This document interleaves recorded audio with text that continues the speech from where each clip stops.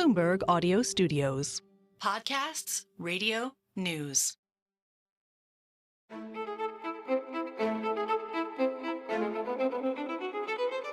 We need to build a second category of the European Union, which is, in the words of Macron, the defense Europe. And that requires different methods, different capabilities, etc., etc. And we have not even seriously started to build this.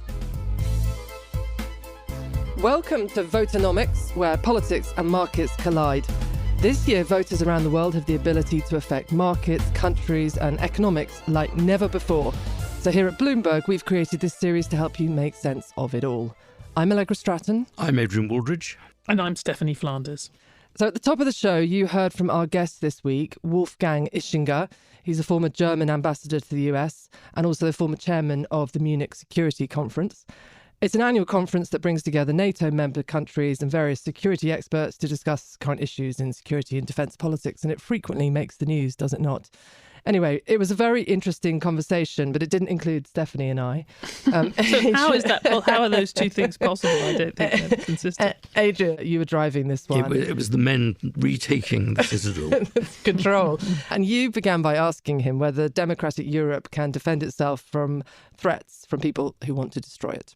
Yeah, and I think he conceded, I think, that Germany has been rather irresponsible for a long time. And he even conceded that there might be some virtue in Trump, in the sense that Trump really woke up Germany and woke up NATO to the fact that they weren't or aren't spending enough on defence. And then he was optimistic and said that finally everybody is beginning to get the message that Putin is a massive danger and they are spending a bit more.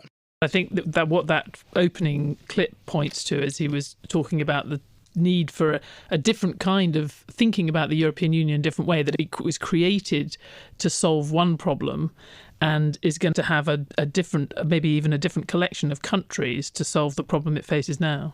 I thought that was massively interesting, both that the point he's making, I think, is true and is a fascinating point, but also that Germany has been a byword for not quite complacency or not quite stagnation, but basically for thinking that things are just about right. And this was a key member of the German establishment saying, actually, we've got to be much more innovative. The world is changing very rapidly and we need to change with it. Okay, I'm going to stop you there because we're going to listen to Wolfgang later and then dissect it in great detail in a second. Also on the show, we'll go over to Berlin to get a temperature check on support for the right in Germany ahead of the European elections in early June, really quite soon. But first, back to you, Adrian. So I did tell you, Stephanie. Well, actually, and this is my idea, because I did think often Adrian Wooldridge's columns are a very good read.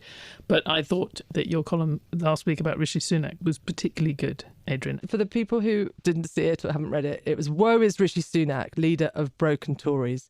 The problem is not that the PM is bad at his job, it's that he has to lead a party at war with itself. Yeah, you have a lot of people saying that Rishi Sunak is a really bad prime minister, and that suits a lot of people's narratives. You have people on the right saying that he's betrayed fundamental Tory principles. You have people on the left saying he's been a bit of a disappointment. And of course, the Labour Party is in the business of trashing Sunak. I don't think he's a first-rate politician, but I think he's a pretty good politician. He's a good enough politician to have risen to the top of the Tory party at a very young age, the youngest prime minister giving me a look. Since Lord Liverpool. And when it comes to political judgment, he's made a number of judgment calls, backing Brexit, backing Boris, doing all the things that he needed to do to be in line with the soul of the Tory party. So I think he's a pretty good politician. Which Adrian, by the way, he did believe. I think that's right. Yeah, I think that's right. So his judgment is in alignment with the Tory party. The real problem is not Rishi Sunak and his personality and his political judgment, and he's not a good fall guy. The real problem is with the nature of the Conservative Party, which is a broken, divided and, quite frankly, pretty crazy party at the moment. Can I just say, this is probably the time where we have to remind listeners that one of our three, who isn't me or Adrian, has actually worked as an advisor to Rishi Sunak. Yeah, indeed. Yeah, so we get our disclaimers in, yeah. But it means she has a particularly insightful view on this. I know. Sure. Well, I did enjoy Adrian when I was saying he did believe all those things, and Adrian says, yeah, I think that's right. I know that's right. Something like the Rwanda programme, which Rishi does believe, he believes in that programme. Brexit, he believed in that programme. So if I think back to covering Labour, So they went in 97, they go out in 2009, 2010. And I remember covering all the coups that there were then in quite some depth. And I wonder if there's a sort of extent to which after 10 years, 13, 14 years, any political party is knackered. And it's a question, it's not a statement, whether it's just you need some time to reflect away from the I think that's absolutely true that they're tired, but there's something more going on with the Tory party than that, and that's that the party was fundamentally broken by Brexit, partly because Brexit drove away a lot of very good people. So they're even more knackered because some of the people who would have refreshed them have gone, but also that Brexit failed in the sense, and because it failed, they're casting around either for villains if they're on the right, or if they're on the left of the party, they think, my God, we're central to this party, which has made a terrible judgment call. I guess we could separate two things. We could definitely have a conversation about whether or not Rishi Sunak is doing the best you could do in a very difficult circumstance. But I do think you made an interesting point in your column. What has been shrewd politics within the Conservative Party and got him to where he is has been bad economics for the country. And the other thing which I think is problematic for him is Brexit and some of these other things that he's been associated with and has served him so well in terms of making it ahead in the Conservative Party, is a sort of tension between that and his sort of personal brand. He can't get away from the fact that he's a kind of fully paid up member of the global kind of cosmopolitan elite. He was a successful city person. And if you've got the city and much else in UK business getting harmed, often sidelined by Brexit, it just is implanted a tension in his brand and in his reputation, which I think is an added problem for him. Absolutely. The Tory party's managed to put together a winning coalition under Boris Johnson, which was a coalition between successful, fairly rich southern people on the one hand and the just about managing on the other hand. And Boris somehow appealed to both groups. And that coalition has fallen apart. Now, it's fallen apart for very solid economic reasons. Because Brexit didn't deliver the economic boost it was supposed to deliver. But it's also fallen apart because it's a sort of coalition that's held together by a charismatic strongman. And Rishi, whatever he is not a charismatic strongman. He's a technocrat. All fascinating stuff, but I think it's possibly also more prosaic than everything you've just said, which is if you look at the decline in the Conservative polling, it starts with Partygate. This is December 2021. And then another precipitous fall is the Trust's 49 days. Whilst everything you've said is cogent and eloquent, as always, Adrian, is actually, I think that the sort of what he's dealing with as well are the kind of the scandals and the... Poor Rishi, he doesn't drink. He was opposed to his Trust. She was his opponent, and he's getting the fallout for both of those things. There was an early stage where sort of things, post-Liz Truss, some things just working better in Whitehall, post-Liz Truss, post-Boris Johnson. There was a sort of glow around getting things done. But it's hard to be a technocrat when you're actually dealing with the consequences of many years of underfunding and sort of chaos in some parts of the NHS. I do think, though, we should take a moment to, at least in my case, just to slightly ridicule just the number of resets. Even if we think that he's on a very tough wicket and blah, blah, blah, but he was the force of radicalism and change in the Tory party conference. Then a few weeks later, the old former Prime Minister comes in as a Foreign Secretary. This week, I don't know what you think about this, Adrian, but to try and stake out blue water between him and Keir Starmer on defence spending on the basis of a 3-week-old unfunded pledge to raise defence spending by 0.5% of GDP, when that would only take it back to where it was when Labour left office. There are very strange things going on from Downing Street. On the one hand, there's this, and Grant Shapps, the defence minister, saying we're now on a war footing. Where did that come from? On a war footing. And how's 0.5% of GDP going to help? And then you had the Chancellor of the Exchequer saying we're going to create a new Microsoft in Britain, a British Microsoft, without any sort of sense of how and when and why. You can see why, what the mechanics of this. These are big announcements. There's no preparation for them. There's no follow-up. They're just thrown out there as if perhaps they'll stick on the wall at some point. We're both looking at Allegra. Head of strategic comms for the Treasury. I feel somewhat on the hook for these points. But look, I think it is a political fact that the Labour Party are at least 20 points ahead. And I think in that context, I genuinely don't see them as resets. I think Downing Street don't see them as resets. They see them as, we are going to make an argument that we want you to listen to now. And I think I completely take your point that the conference speech saying everything that happened in the last 30 years was trash, and then bringing back the Prime Minister from that period of 30 years, David Cameron, that was incoherent.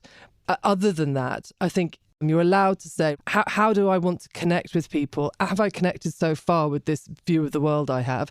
I think some of them are resets and some of them are not. Sometimes I think it's fair for them to want to have that permission to be listened to and get a message into people's heads that it is a more dangerous time. I mean, I think all of us around this in this studio would accept that we started the year thinking the election would be about economics. It probably still will be largely about economics, but there will be this defence and security tinge to it. And even though many of the defence and security threats were around in January, we were all convinced it was going to be about interest rates and inflation and so on. And it will now have that different flavour, which is about threats and perils ahead. I'm going to ask, are we allowed to move on? I think that we got a natural segue. I think what is known in the trade as a natural segue. We're going to go to Berlin. I'm going to enjoy going to Berlin and away from Westminster. We're going to another beleaguered leader. To speak to our German government reporter, Michael Nienaber.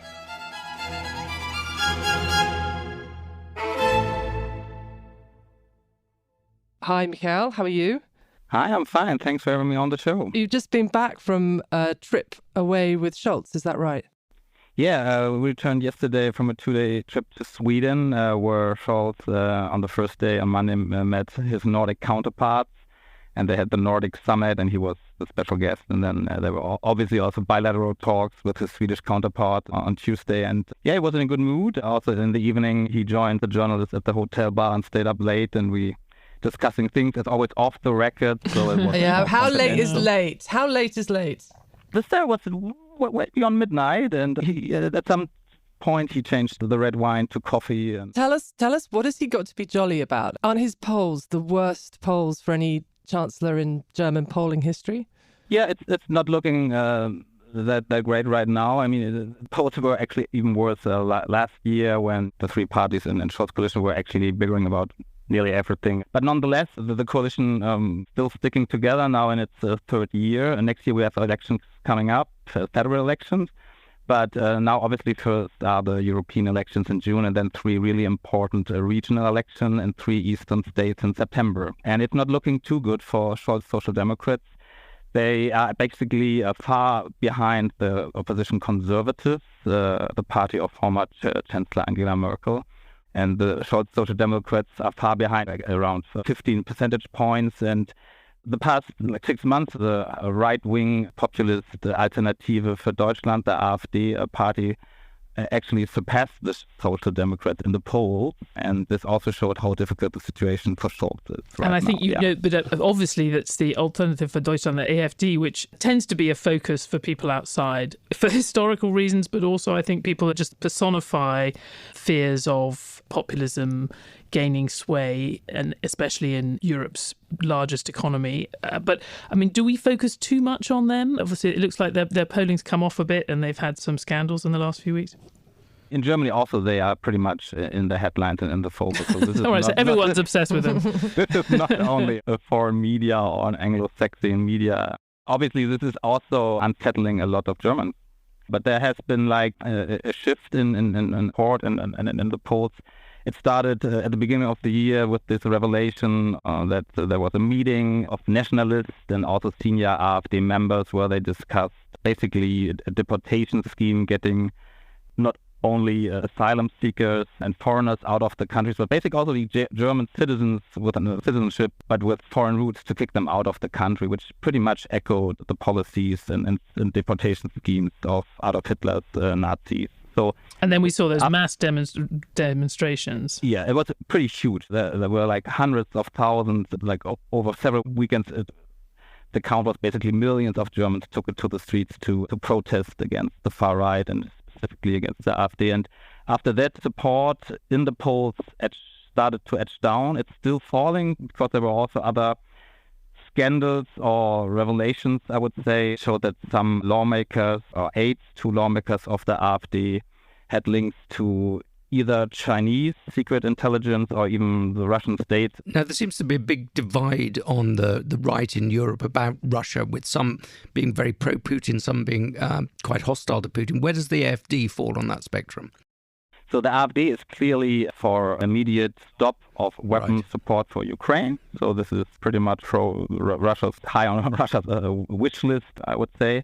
They are also pretty much in favor of winding back European integration, taking power back from Brussels to Berlin. And basically, if this plan does not work, they want to keep the door open for Germany to leave the European Union. So they are basically seeing Brexit, Britain's exit from the European Union, as a blueprint if they don't get their way. So they are nationalists. They don't believe in closer European integration, which is also basically a goal of Putin, right? To weaken European integration, and so you can divide and rule and have your way. And what is the relationship between the AfD and the Conservatives? Do they take votes from each other? Do they support each other? How do they work together or apart? Yeah, in Germany, this is one of the most tricky things for the opposition leader, Friedrich Merz, right now. Is that he's, on the one hand, talking about a Chinese wall, a Brandmauer against the AfD, which means no cooperation at all on any state level between the CDU conservatives and the far-right AfD. But practically, he in the past year, he did some interviews in which he basically was mimicking anti-foreign rhetoric, pretty much like resembling what the AfD is saying. For one example, Germany has given asylum to more than 1 million Ukrainians fleeing from the fighting. So he said they are stealing appointments at the dentist, so the normal Germans can't get an appointment at the doctor anymore. This shows you a bit how also who supposedly is a center-right politician is changing his rhetoric in an attempt to secure support and vote. So it shows how the AfD is also influencing the conservatives party, their agenda, their rhetoric, and basically with it the whole political debate. The perspective that we might remind ourselves of is, unlike in France, for example, where you have Marine Le Pen, the leader of the Rassemblement National, formerly National Front, has a realistic shot looking at the polls of being the next French president. There is no chance of having the AfD leader becoming chancellor anytime soon, but of course the question is how much do the mainstream parties feel they have to absorb those views? And you think that's very much, the Conservative Party is a different animal now than it was a few years ago before AfD had this new rise in support? Yeah, it has definitely shifted to the right. It's not so much moderate and center as it was under Angela Merkel. But having said that, the AfD in the foreseeable future will never get that strong that it would be even getting close to winning the chancellery. And even there's actually no coalition, a constellation in which the AfD would currently get close to power. But the thing is, at the beginning I mentioned the 3 regional elections. In the East, September. The AfD is, in fact, September, exactly. The AfD is still polling pretty strong, and it's projected to come in as the strongest parties in Thuringia, Saxony, and Brandenburg.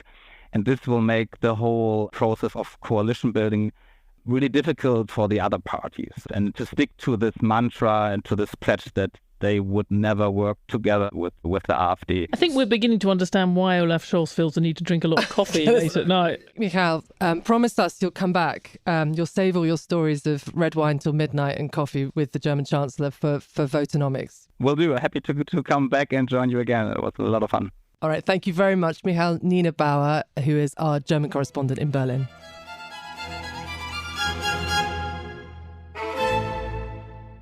Next, Adrian, I can't think of a more Adrian-style guest than Wolfgang Ischinger, former German ambassador to America, 45 years in the German Foreign Service.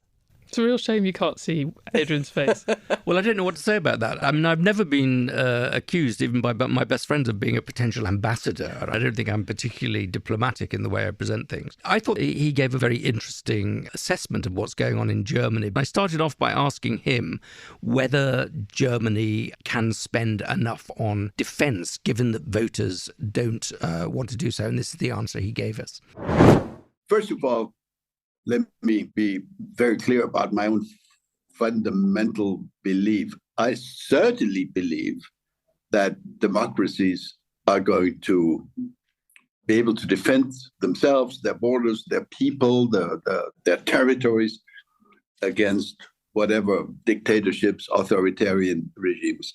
But obviously, we have a problem.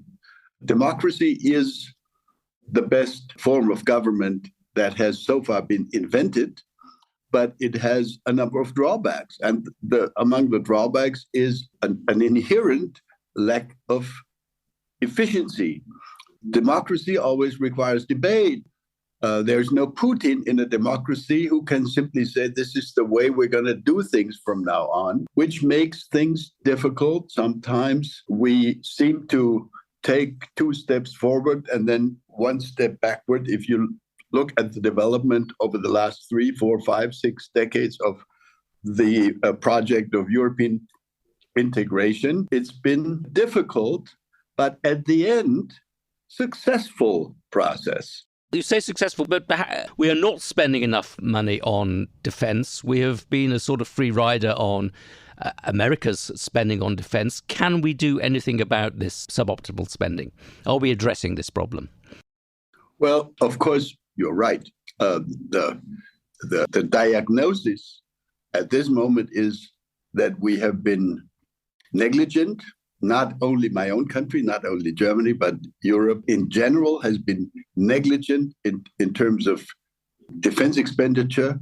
But the only reason over the last 25 or so years to continue to have an army was to think about emergencies elsewhere, whether it was Afghanistan or outside of the European Union, Kosovo in southeastern Europe, or African emergencies. The idea that we would need to go back to defend our own territories is a realization that has come upon us rather recently. We need to do a lot more to defend ourselves. We need to upgrade our defense expenditures.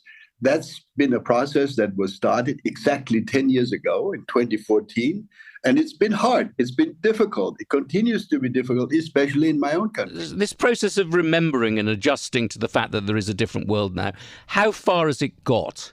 Are you moving away from rhetoric towards real decision-making in terms of spending? In upcoming elections in Germany, in Poland, in Hungary, in France, there will be major forces arguing that this war, which Russia is currently conducting against Ukraine, should be ended immediately, certainly by not delivering any more Western weapons to Ukraine, because there needs to be some kind of a ceasefire and a peace arrangement.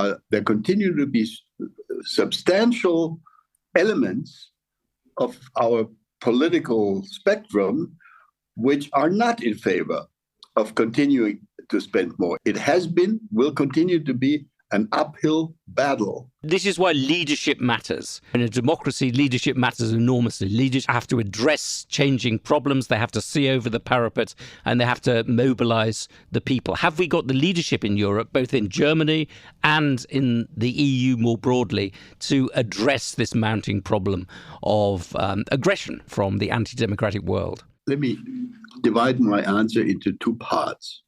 First, on Europe. Look, with respect to the project of European integration, we're now confronted with a very fundamental question. The project of European integration was not about defending Europe against outside aggression. It was about integrating between Germany and France, making war among the members of the European community, or now the European Union, impossible, and integrating. That includes the so-called internal market, which has still not been completely achieved. But it is essentially a project that has absolutely nothing to do with the military, with defense, etc. It was Emmanuel Macron who came up a couple of years ago with this notion: we need to create a Europe which can defend itself. Now, that is an entirely different Europe than the Europe which integrates. And the problem is that we can talk about it and we can even define what would need to be done in order to create a Europe that can defend itself. But I have to tell you, it's a long road. It is a totally different project. It requires different methods, different approaches, and we certainly cannot defend ourselves as a European Union if we continue to base our decisions in Brussels on consensus or on unanimity rather than on majority rule. You're suggesting something absolutely fundamental here, that Europe is a solution to yesterday's problems and a deliberate evasion of today's problems. Absolutely. That's what I'm trying to suggest to you. I think Emmanuel Macron has a point, and I think we should give serious thought to what would it require to build a Europe that can actually defend itself. Currently, we can't. But that almost suggests we have to redesign Europe again for a different set of problems, which is a huge challenge. What could be done to start off this great reconceptualization of the European project? Well, at the moment, the project of European integration, we have 27 members. We are waiting for the countries of the Western Balkans, for Ukraine and a few other candidates to join over the next few or not so few years. And that project needs to be continued. That's the integration project. But we need to build a second category of the European Union, which is, in the words of Macron, the defense Europe. And that requires different methods, different capabilities, et cetera, et cetera. And we have not even seriously started to build this. In my view, it is practically impossible to believe, if one is realistic, that we could convince all 27 members of the existing European Union to join into such a defense-oriented European Union, a second project, in addition to the integration Europe. And if my impression is correct, then, of course, the next question is, should we try to start to build such a defense-focused Europe with a smaller group of core countries? This is an idea which was developed almost 30 years ago by Wolfgang Schäuble, one of the leading German political leaders for the last number of decades, the theory of an inner circle of EU member countries. Just imagine what it might look like if Poland, Germany, France, maybe Italy, the Benelux countries, maybe Spain, maybe plus the Baltic countries would get their act together, would say, we are now creating a kind of additional layer in the European Union with different methods of decision-making. And we will focus on our defense capabilities. We will do a lot of pooling and sharing. We will buy our military equipment together, not separately. We can save a lot of money by doing that. We will train our military people together, not separately. What role would the UK play in this grand scheme of reinventing Europe?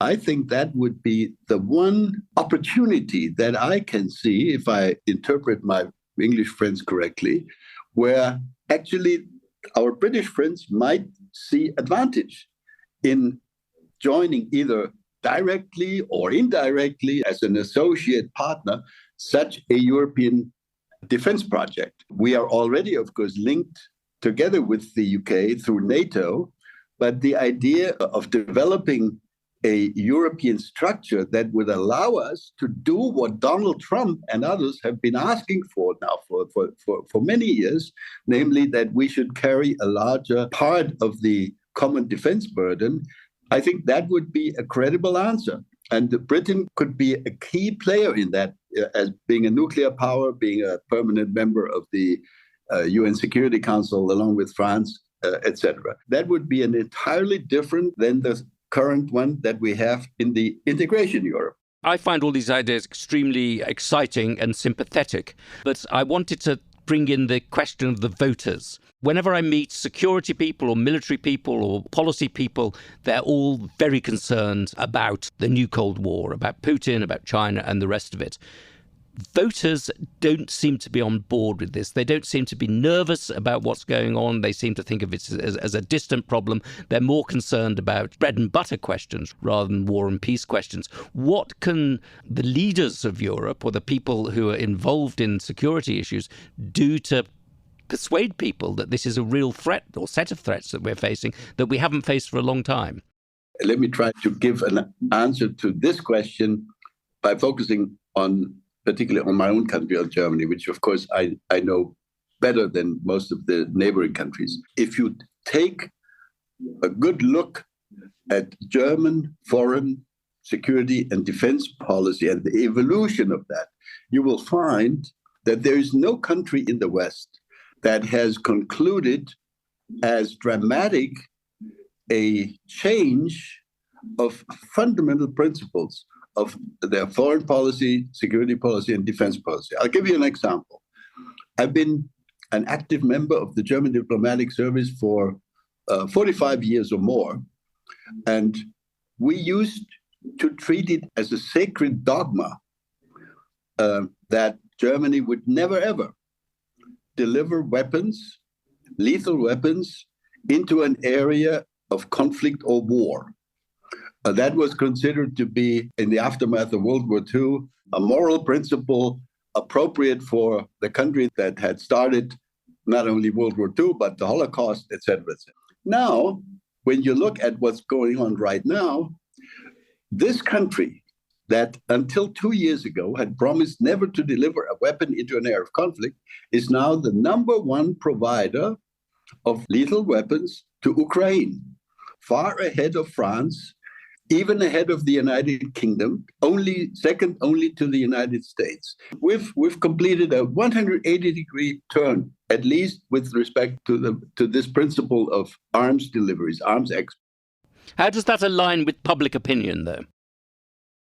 I think it is. You will find in polling data, you will find that German enthusiasm for spending more money on military support for Ukraine, for financial support for Ukraine, is still significant. It has gone down a bit, which is normal. The democratic support, voter support, will tend to go down if no discernible victory is at hand. And this war in Ukraine has now been going on for more than 2 years. And obviously, people have now been focusing more on Gaza and on Israel and on other catastrophic events around the world. But in principle, I think Germany is still on course. And I would expect our Ukrainian friends to know and to be certain that Germany will continue to deliver what we have promised, including in additional arms deliveries and other support. But it now comes the big but. The voter support is affected by really extremely effective Russian propaganda. I have actually never, ever in the 50 years that I've been in this business, I've never experienced anything quite like it. And I do a lot of public speaking these days, several times a week. I'm here in Hamburg, I'm in Munich, and elsewhere. And wherever I speak, surely somebody will get up in the question and answer period and will say, but the Russians have a point, don't they? We have encircled them. NATO has encircled them, and they're only defending their own right. And America would never allow the Soviet Union to be based in Mexico, right? Etc. These types of Russian arguments have been extremely effective in my country, but also in some of the neighboring countries. In other words, this effort to maintain voter support needs to be continued with, and you mentioned the word, this requires leadership. It really requires leadership. Sometimes I think that our own chancellor has not shown enough ability to explain to the voters at large why we're doing this. The real important point, which should be made to every single voter in Europe, is the Ukrainians deserve our support, not because they defend their own country vigorously, but because they defend the freedom of all of Europe. Absolutely. I wanted to ask you more generally about the relationship between the United States and Europe, particularly about the possibility of Trump winning the next election. What does that mean for Europe's defence? Because there's one thing that Trump hates above all others. That's the notion of being taken for a ride, being made a fool of. And he believes that's the case with Europe and the United States over many decades now. What do we do to keep the alliance strong and vigorous if Trump wins the election? Again, I would offer a kind of a differentiated answer to this question. First, not everything that Donald Trump decided to do or decided not to do during his tenure as president was terribly wrong. He was, as I recall, the first U.S. president who decided to deliver weapons to Ukraine. That wasn't Obama. It happened on Donald Trump's watch. He criticized Germany and the European allies correctly for not fulfilling their own promise of coming up with 2% of GDP on defense. He had a point, a very important point. I think we're now doing better. This summer, there will be, before the US elections, will be a NATO summit in July, I guess, or end of June in Washington, D.C. And I think that NATO will be able to announce that a significant majority of NATO countries are now meeting the 2% goal, which will take away one. But quite obviously, we need to do much more than that. The 2%, which we decided to use as a measure in 2014, I think today, given the fact that there's now a full-scale war started by Russia 2 years ago, we need to consider the 2% goal as the minimum. We should actually aim for 3%, if you want my opinion, presenting that to a public which believes that it's very important that we do more about broken infrastructure, rebuilding schools, better hospitals, higher social welfare expenditures, etc., is tough, but it is necessary. Europe could have, a year ago, decided to give priority in the business environment of all of Europe to the production of ammunition, arms productions, etc., etc. That would have required a rather fundamental priority-setting decision by the entire European Union. It didn't happen, unfortunately. We lost a year. We're now doing a little bit of that here and there. But may I remind you, the EU promised grandiosely many months ago that we would deliver 1 million pieces of artillery ammunition to Ukraine by the spring of this year. It's not happening. We're delivering less than half of that. In other words, the European Union has unfortunately presented itself as a paper tiger in this battle where, when you look at the hard facts, of course, the GDP of Russia, of the entire Russian Federation, is about the size of the GDP of Spain. And if you take the entire European Union, plus the United States, plus the UK, plus Canada, you can come up with a number that says our economic power, our production capacity is 25 times that of Russia. So why are we not using that more? And that requires leadership decisions, of course, which are not necessarily only military decisions. These are decisions that require fundamental economic, financial, and strategy decisions, which unfortunately we have not been capable of taking so far. So I continue to believe this is an uphill battle. Our publics in Europe have, at least some of them, have not yet fully understood that we have a war in Europe, that this is not the continuation of the last 30 years of peace throughout the continent, that we're in a different era that requires different answers. And this is why this continues to be a really hard uphill battle. I just wanted to ask you about one other aspect of public disillusionment with the elites of Europe, and that is migration, particularly illegal migration. How much of a threat to democratic security is this, both in terms of a perception that we don't have secure control of our borders, but also a sense of disillusionment amongst lots of voters that the system is working for them, that they're not in control of their lives?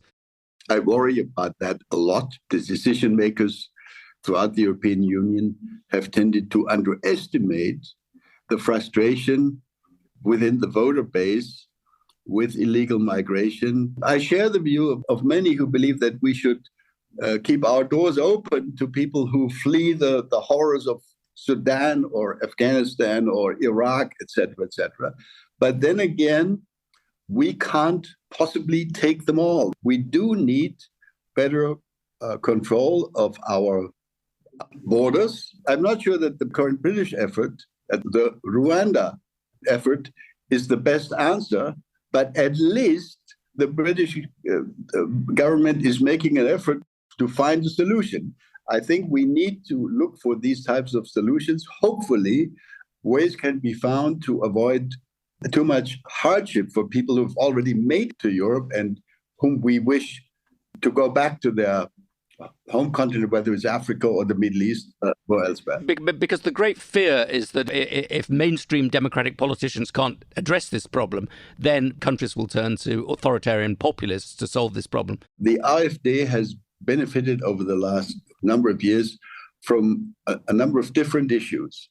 There was a concern about the euro initially a decade ago during the financial crisis.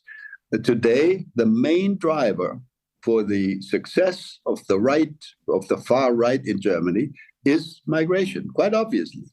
And we have not yet found the border control mechanisms that would allow us to bring these voters back to mainstream parties. I'm afraid that in local elections this year, we will see a very unwelcome result of significant increases of right-wing parties, especially the AfD, primarily because of the migration issue. Terrible to end on that very pessimistic note, but thank you very much for your interview. Thank you very much.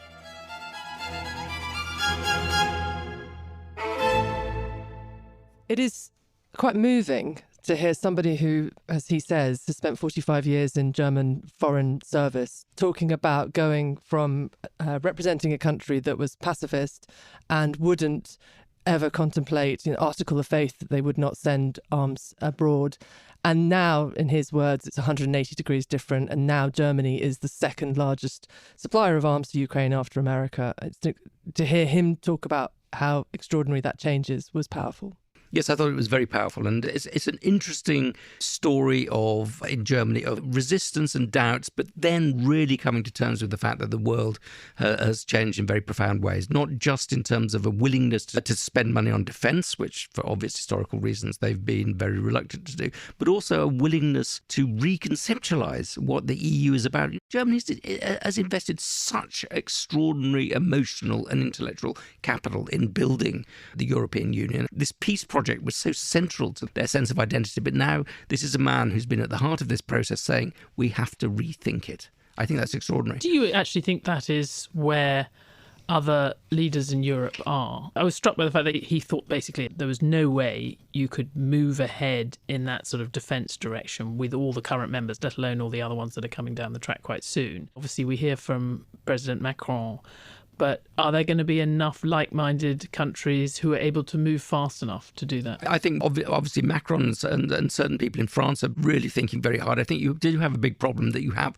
a professional bureaucratic class in the European Union, which is very conservative. These are people who train to keep running the machinery as it's always been running. But I do get the sense that in the capitals that matter, i.e. Germany and France, there is some serious rethinking, that there is a lot of rethinking in Sweden and the Nordic states. And you have to remember, these Nordic states now, they've joined NATO. It's thinking very much about defence. And the great tragedy here, one of the many great tragedies to do with Brexit, is Britain would have been absolutely vital, central to such a reconceptualisation of what Europe was about, and with our traditions of defence and our traditions of having a global view but he did world, say, and it's gone. In this new European defence arrangement, there would be a role for the UK. Absolutely, but we'd be coming in from outside. It's very different from being a sort of inside player helping to design the system. Not only did we make a mistake, we left it exactly the wrong moment. You and I have discussed this, but it made me think a bit about a really, what I thought, rather excellent piece that the historian Timothy Garton-Ash has written in the New York Review of Books recently. And I recommend lots of people to read it. He says, well, the end of history, the sort of Fukuyama idea, was an American idea, but it was the Germans who lived the neo-Hegelian dream more than anybody else. Germany, Europe and the West all together, it was based on the idea that they all had a model which everyone else would converge on. And globalization would go with democratization and all these things we've talked about in the past. It was the basis for having China come into the World Trade Organization, that sort of democracy and capitalism would support each other, and you would have this global economy where lots of countries were moving in the right direction. Germany had more vested in that model than even the US did. Oh, actually, globalization dream was personified by Germany, because Germany had this idea that they could trade with China, they could provide all the machine tools for China, that they could expand eastwards, that they could set up factories in Russia. Whenever you went to conferences in Russia in the early part of this century, the Germans were, massive presence. Not only did they reach the end of history, but they were free riders on the end of history, because America paid for their defense, so they could live in this wonderful sort of pacifist country trading with the whole world.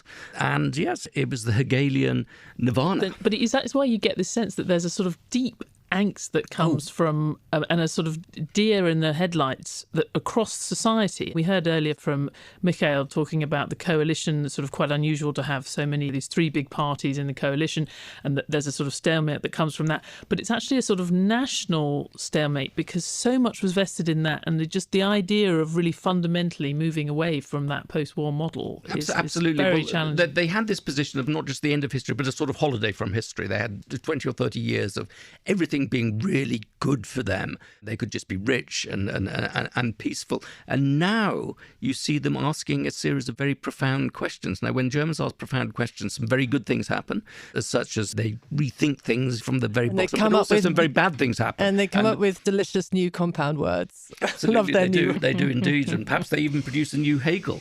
But Hegel said the owl of Minerva flies only at dusk. There's this terrible idea that perhaps the Germans rethinking some fundamental things. The way that we're supposed to read that, the Alan Minerva's wisdom. So you only find out what everything's about right at the end. Right at the end of things. But on the other hand, the dark side of this is that you do have the AfD rising. You have certain things that have been banned for a very long time, unthinkable for a very long time, and now thinkable again. And that is, that is worrying. I did think it was interesting that he said, I'm just going to quote him, I'm not saying the current British effort at Rwanda is the best answer, but at least it is making an effort. And his point was that Germany, you did the interview, but I thought it was interesting. He was saying, as indeed is the opposition leader in Germany, that some kind of Rwanda-style scheme may be needed. Absolutely. I'm not sure about a Rwanda-style scheme, but you do have a sense right around the sort of respectable circles in Europe that people are saying, we don't like this scheme and Britain looks perhaps a bit foolish, but we can't just go on criticising. Public discontent with the level of immigration, public worries about the number of refugees or illegal immigrants coming across the seas or coming into their countries in different ways is something that needs to be dealt with, because if we don't deal with it, then the AfD really will take off even more than it has. Well, and I was in Zurich this week, and while I was in Switzerland, which has obviously been still doing pretty well, and it's got very low inflation, it's even dodged that bullet over the last few years, very rich, prosperous economy by any definition.